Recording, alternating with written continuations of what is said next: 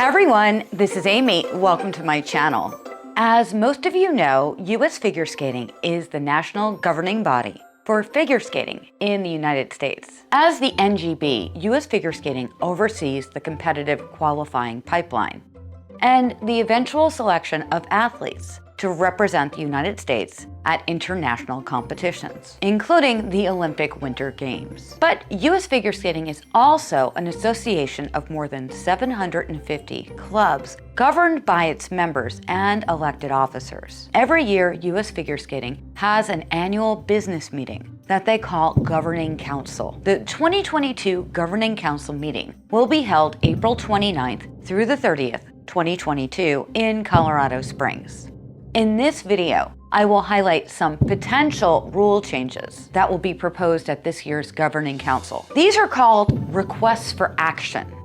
The requests for action that I'm going over today will impact athletes and coaches in testing, competitions, and skating. But this is not a comprehensive list of all the requests for action. I'm making this video now because there was a webinar for coaches that the PSA, the Professional Skaters Association, hosted to give us a preview of these rule changes. The webinar was more than an hour long. Many of you are busy and may not have that much time to view the entire webinar. I decided to make this video to ensure that everyone is in the loop, including parents and skaters. Consider this your preview of what's to come. Note, as of the date of recording this video, all of these items that I'm going over today still must be brought to the Governing Council for final approval before becoming rule changes. Kindly note that I'm not on the board of US Figure Skating, nor am I a delegate that will vote at Governing Council. So if there's anything in these proposals that you disagree with, make sure to let your club know so that they can make their delegates aware of its member opinions. If the board approves these proposals, a report of action will be published by Friday, April 8th, 2022. The report of action is sometimes referred to as the book. This is essentially the official document with all the requests for action. With all that out of the way, let's get into the potential changes. We've had a lot of challenging times over the past few years, and we've all had to adjust to make things work. That said, this provided US Figure Skating with an opportunity to dive into how some of these adjustments worked. And they're now planning to make improvements accordingly. The most significant proposed change, as far as I'm concerned, is that moves in the field will become skating skills. I consider this to be the most significant proposed change because it impacts the most skaters. To be completely clear, this is a name change. The definition of moves in the field and skating skills has always been the same anyway. If you watched my video series all about component scores, you probably already know that. So the name change is just semantics. But why are they proposing this change? In one word, simplicity. It's easier for skaters and their parents to understand skating skills, as we already use this term when it comes to competition component scores. It just makes everything a little more cleaner and more consistent. Still, I realize this will be a significant change for many of you, but remain calm. It's not gonna happen right away. This proposed change won't occur until the 2023 to 2024 season, which begins next July. So if you're a coach like me and you have lots of patches and pins that you give to your skaters when they pass a test, you still have time to use them. Going along with the proposed moves in the field to skating skills change, more proposed changes are coming to testing. The next proposed change is changing free skate to singles free skate. That's not a considerable change. Again, it's just semantics. While we're on the subject of semantics, this next proposed change is another one. This is a significant change for everything except dance. The proposal is to change the terms pre-juvenile through senior to pre-bronze through gold for the standard track. The thought is that this will bring all the disciplines in line with the terms that dance uses. Beyond the semantics though, most skaters strive to become a gold medalist. Replacing senior with gold when it comes to testing will hopefully help skaters and their parents understand the levels a little bit better.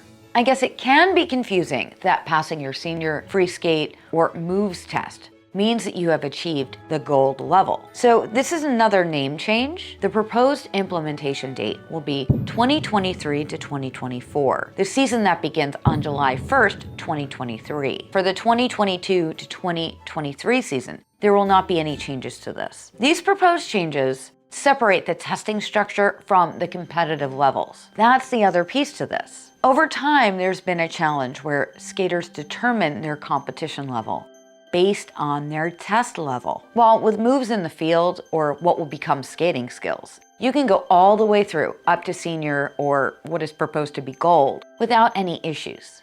Some skaters do get stuck with testing their free skate. A skater who passes a free skate test is currently restricted from competing below that level. The proposed change is to remove that restriction. If this change goes through, just like with the current moves in the field tests, skaters will be able to pass all their free skate tests and choose to compete at the level best suited to their skill level. However, once you have competed at a certain level at a qualifying competition, you may not go back to a lower level. So if you've been confused or frustrated by the differences in testing requirements as opposed to the reality of what it takes to actually be competitive at a given level, this may be a welcome change for you.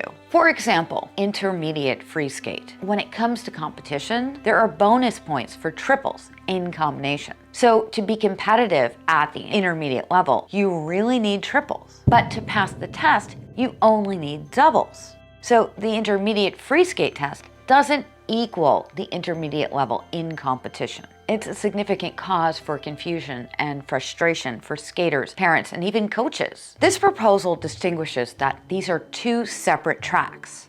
Rather than free skate testing, the determining factor will be competing. For example, if you compete in intermediate at a qualifying competition, you can't move down to juvenile next season. It must be an upward progression. But you can take all your free skate tests, all the way up to gold, what is now senior. On the webinar, they used an example of a fictional skater.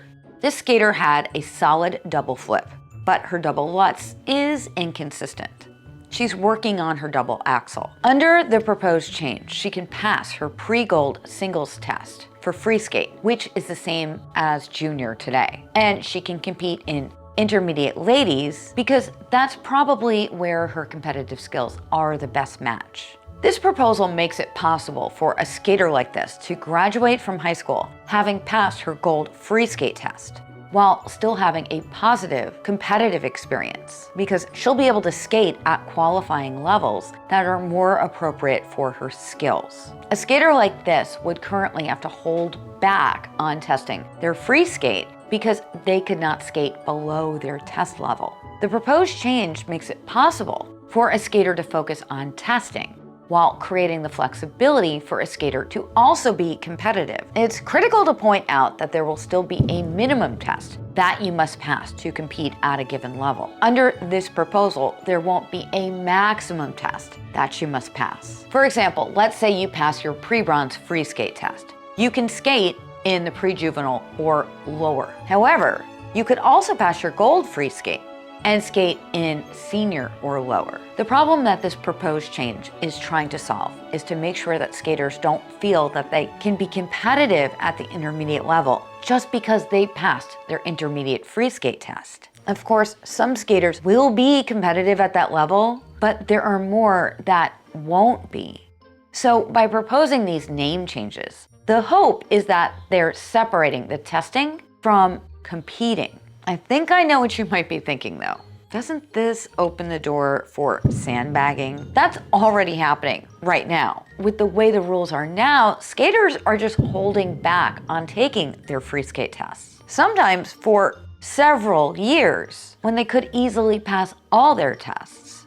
This opens the door for that over time, there can be fewer levels. I know my adult skaters out there, you may be wondering where this leaves you. They're working on a plan with the adult committee to streamline that as well. They may not be necessarily changing anything from the names of the adult tests at this point. Remember, there's intentionally a year delay put into this So they're not going to go into effect until the 2023 to 2024 season. Of course, that does assume that all these proposals pass. Then the adult committee would meet between May and November and come up with whatever adjustments they feel may be necessary. In that case, any of those changes could be approved at the 2023 Governing Council meeting. Of course, the adult committee may decide not to change anything. If that's the case, it would still match the competition level. In that same vein, some other areas are under consideration for changes too. There is a discussion about condensing some levels for the competition rules, but not necessarily for the testing rules. They figured out that there are basically 11 beginner points of entry before you even get to pre-preliminary. Crazy confusing, right? As a coach, this is something that I deal with all the time. They're looking at condensing some of these levels for the competition rules, not necessarily for the testing rules. We will still have our programs at our rinks that offer all the Learn to Skate USA levels. For competition, they may be combining some of them based on a particular skill. They also want to consider grouping skaters by their age. They're looking at grouping possibly 3 different categories by age per level. This is something that other countries already do. You don't have to worry about this now. Remember that the testing changes will not occur until the 2023 to 2024 season. The other changes in terms of competition category levels will be the next phase, which will be examined after this year's Governing Council. Just know that they'll be looking at many different options. These changes aim to empower the coaches to better guide their skaters to the competitive level that is most appropriate for them. Why aren't they making all these changes at once? That would be pretty confusing, wouldn't it? That's why they're looking at several phases. The foundation for all of this is the proposed changes to tests. They have to put that in place first. Then they consider becoming more creative with competitive levels. Plus, there's still a lot of work to do. Let's get back to this year's Governing Council request for action. They've really considered making improvements. One of the considerations was training time. Looking at surveys from the last few emergency seasons, they felt that they wanted athletes to have more time in the early summer to develop their training. They also wanted to improve the national qualifying system to make it more equitable. They looked to retain the flexibility that we've had over the past few seasons, while keeping it affordable and accessible so that more opportunities can be created for skaters to participate. They've proposed some changes that they feel will benefit skaters and coaches. What does this look like? From mid-July to early October, there will be approximately 20 qualifying singles events. There are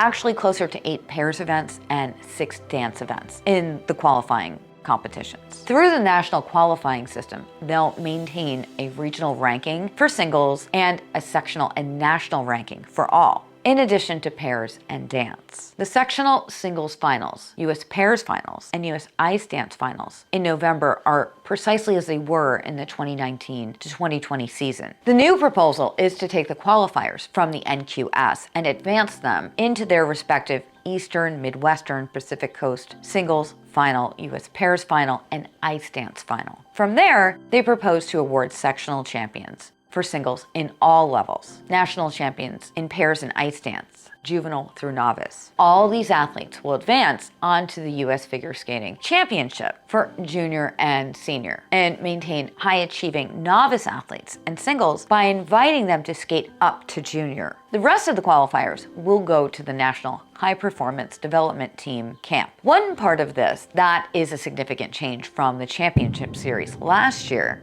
is that athletes were only eligible to enter 2 events with the championship series. With this new proposed pipeline, athletes will be able to enter as many events as their coaches would like them to. This allows athletes to compete at various times versus just having a one and done competition season. As far as age, this coming season, 2022 to 2023, will be consistent with the September 1st cutoff that we've had. But beginning next season, 2023 to 2024, the age cutoff is proposed to be July 1st, which aligns with US Figure Skating's membership year. The cutoff date to enter the NQS for this year will be July 15th, but the scores will not count until you're entered. You can't enter the series after you've already competed at an NQS competition. You'll first enter the series and then select your competitions. Regardless though, the deadline to enter the series with your intent to compete is July 15th. This is very different than what we've had in the past. We're used to kicking off registration on July 15th.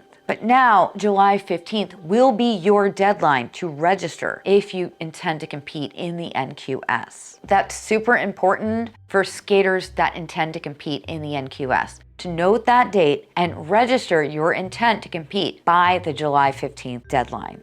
There will be some more information and a more robust athlete handbook over the next couple weeks. Also, these national qualifying events will not be permitted to critique the skaters.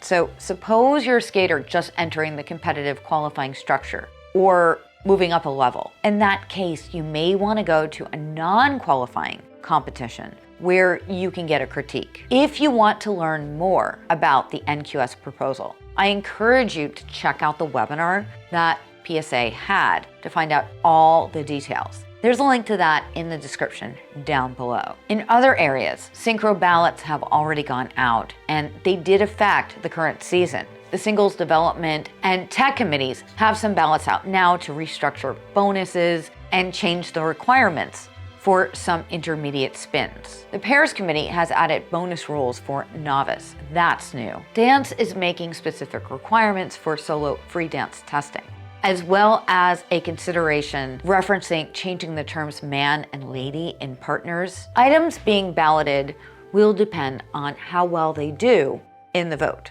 They may be included in the report of action.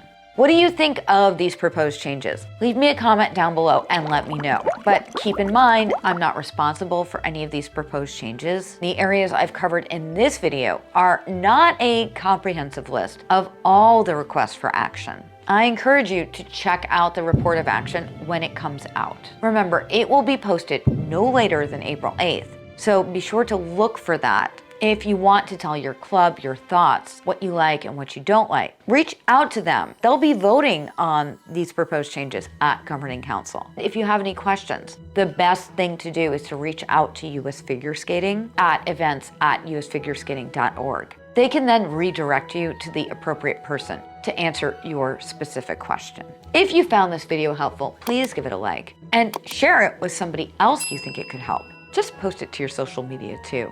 I post videos every week that can help you with your figure skating, nutrition, and fitness. So if you like that kind of content, please consider subscribing and turning that bell on so that you never miss a video.